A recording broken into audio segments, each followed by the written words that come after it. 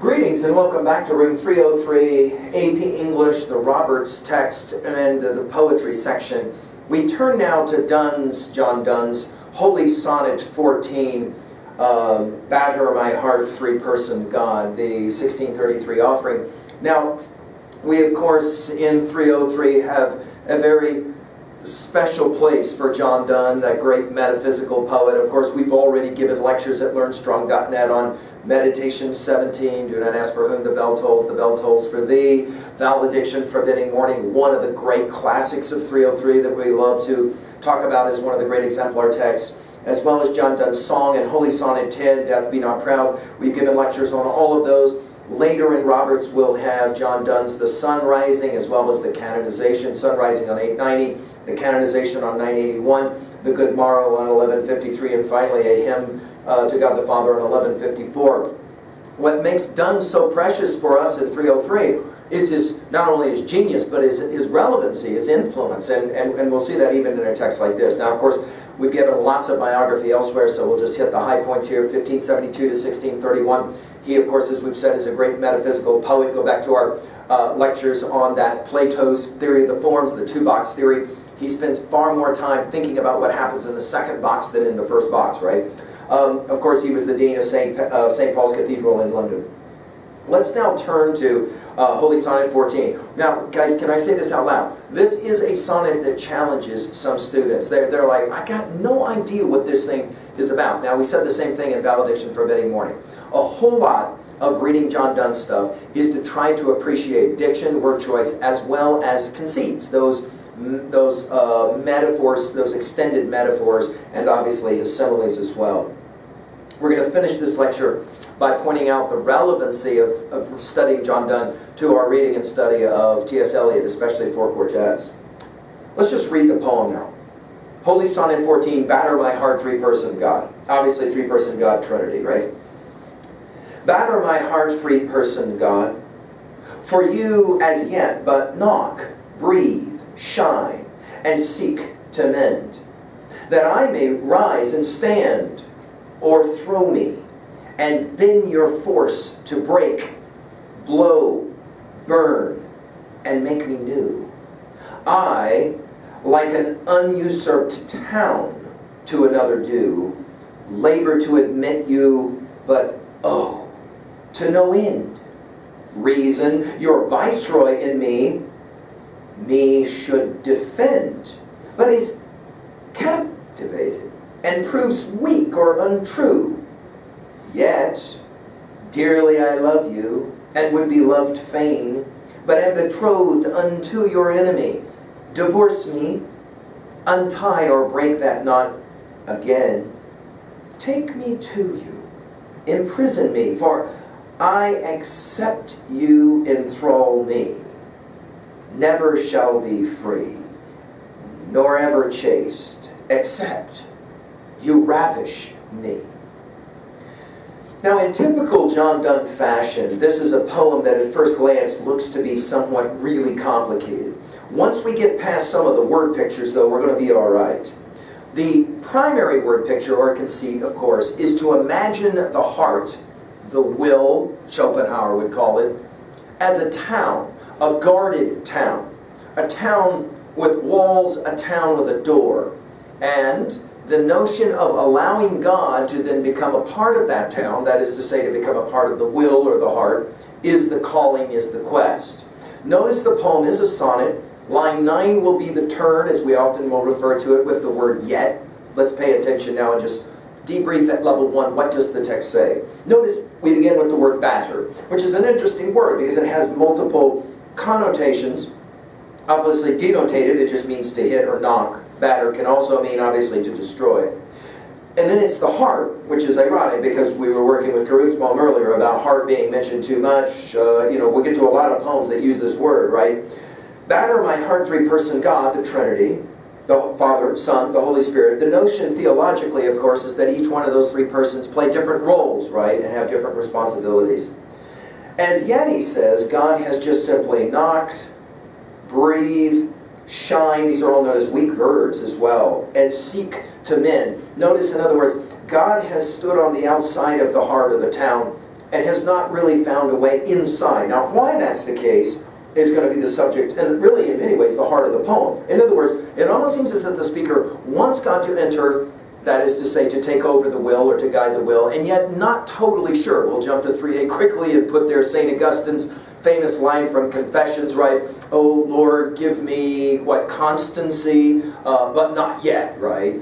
Give me discipline, but not yet, right? So you get a sense of that already. He says, if you can come into my town, I may rise and stand. And then he says it, or throw me. In other words, invade my town, invade my heart. And bend your force to, and then notice all the B words that come in the three here in a trinity. Break, blow, burn. Much has been made of the point that, of course, the Trinity and the different personas of the Trinity, I'm not going to get into theology right now with you, but, do different things. Also, notice the referencing maybe to like artistic formulations, like glass blowing, for example, right?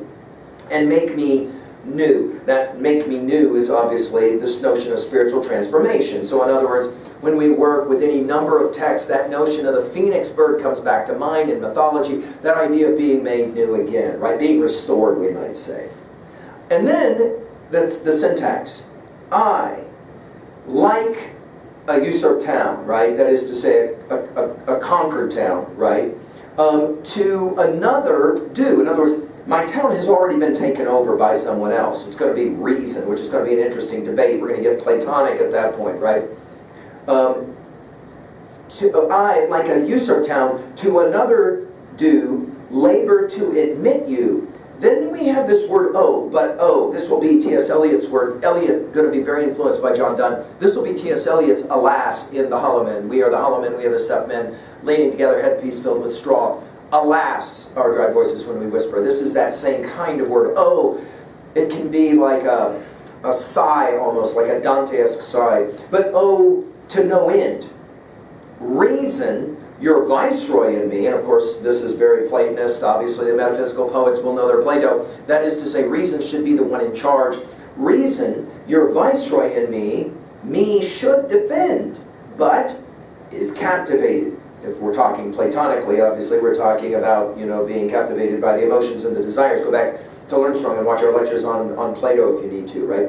Your viceroy me should defend, but is captivated and proves weak or untrue. In other words, reason cannot get me where I need to be. Now, obviously, many have, and you can put it in your notes, as a theological dualism of a kind. That's the distinction between, of course, reason and faith, the capacity to believe versus the capacity to know and all of that, right? He says at line 9, the turn, as we say it, yet dearly I love you, and would be loved fain. In other words, hopefully or gladly, right? But am betrothed unto your enemy. Now, he shifts, as he likes to do in any number of poems. We saw this in Valediction Forbidding Morning. And he shifts from talking about the town to now talking about lovers within the town. That is to say, a married couple within the town, right? And he says, I'm already betrothed unto your enemy. We can think here, obviously, Satan. We can think about, with Milton, Satan or Goethe's Faust, with Mephistopheles, right? I'm betrothed unto your enemy, divorce me. Divorce here is, of course, separate. That's the word separate. Divorce me. Untie or break that knot again. We can think of the Gorgon knot. We can think of any number of other kinds of knots, right? Take me to you. This is very sexual language now, all of a sudden. Imprison me. This is that notion of the value of suffering to some degree, right? For I accept you. For I, except you enthrall me, right? Notice the comma, for I, comma, except you enthrall me. This is sexual language, right? Never shall be free. In other words, if you don't imprison me, I will never be free. The paradoxes, put it in your notes. This is part of Donne's conceits. He loves these paradoxes, as we pointed out in other lectures, right? Never shall be free, nor ever chaste, that is to say, sexually inexperienced, except you ravish me. Now, ravish, of course, is a word that sometimes has been translated or understood as rape. So it's very profoundly sexual language. We get some violence going on here. Notice we finish with ravage, we begin with batter. So we've got all kinds of interesting violent language going on here with the quest for some kind of spiritual identity or unity. Let's jump quickly to 2a. Well, obviously we've got the head versus the heart, don't we, right? That is to say, the dangers of reason, especially as it relates to issues of faith. The struggle to appreciate or understand pain, suffering, right? At 2b, obviously, the conceits, the paradoxes, the town, of course, being attacked by God, and being ruled by, maybe we would say Satan or some satanic force, right? Not being ruled by reason as it should be. Now, at 3a and other texts, obviously the other Donne poems come to mind here. We've mentioned Milton already with Paradise Lost, Paradise Regained. But where I want to go is actually to T.S. Eliot's Four Quartets. And we are in East Coker. We are in the third movement of East Coker, and of course I've already given lectures at learnstrong.net on the Four Quartets, and I would very much recommend that you go and watch the complete lectures, again, to be reminded of T.S. Eliot's Four Quartets. But I just want to show the influence of John Donne on the thinking of T.S. Eliot. Just watch this. We're at lines roughly 134, 135, 136. These are the final lines of East Coker Part 3. You say I'm repeating something I've said before. I shall say it again. Shall I say it again? In order to arrive there, to arrive where you are, to get from where you are not, you must go by a way wherein there is no ecstasy. In order to arrive at what you do not know, you must go by a way which is the way of ignorance. In order to possess what you do not possess, you must go by the way of dispossession. In order to arrive at what you are not, you must go through the way in which you are not. And what you do not know is the only thing you know. And what you own is what you do not own. And where you are is where you are not. And as we've said in our other lecture on T.S. Eliot in this passage, obviously the Matthew 16, the Luke 9:2 passage, of course, plays that same game of he who saves his life or soul will lose it. I just wanted to point out the significance of Donne's paradoxes and the ways in which they would influence many, many years later the great 20th century poet T.S. Eliot.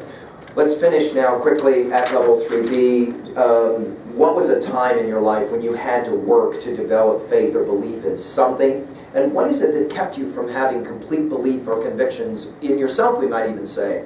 Much less in something or someone else. Well, there you go. Wonderful, wonderful little sonnet, Holy Sonnet 14. I hope you're challenged by it. Thank you.